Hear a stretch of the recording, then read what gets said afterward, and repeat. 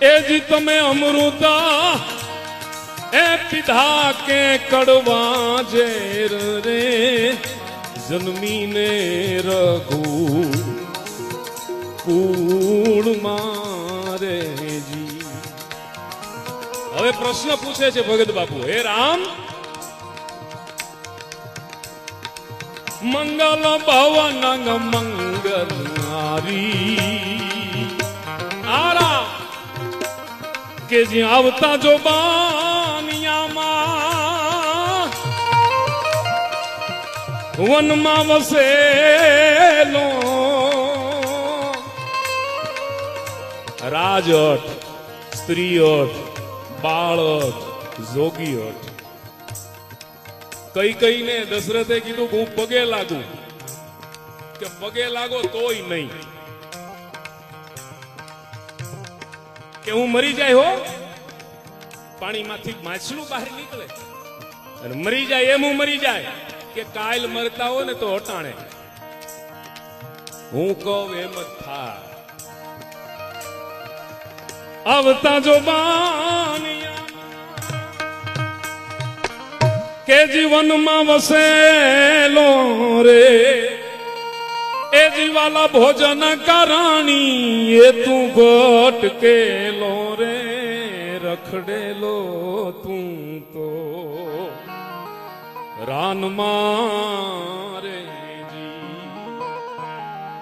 રામ રામ રટતા તારા પોઢેલા પિતાજી રે એ જી એને અંગડે ના હાથ તારો રે ગડેલો રે ઉડી ગયો પંખી તેથી કોઈ કાયમ નહોતું આવ્યું.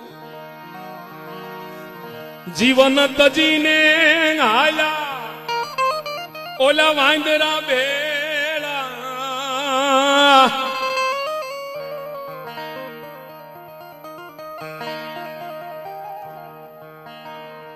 તારી માથે વહમી પડી તી જેદી જોને વેળા રે આ મળ્યું નહીં એ કઈ માનવી રે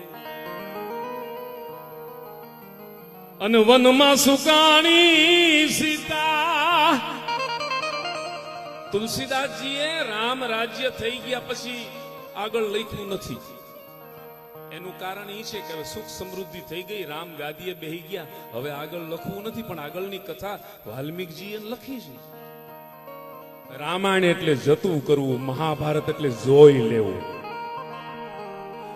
વનમાં સુકાણી સીતા વંશ કેરી વેલડી એ જી એને કેરે એ મળી રે નોતી રે હુયાણી રે બેલડાના જયા બે જયા.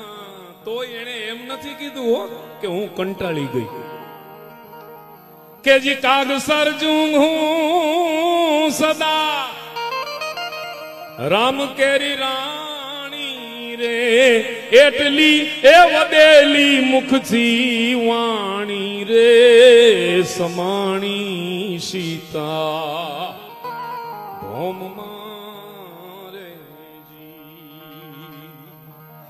આમાં વાતોમાં કેટલાક આપણે વાતો કરી રાખી પણ નિસર્ગને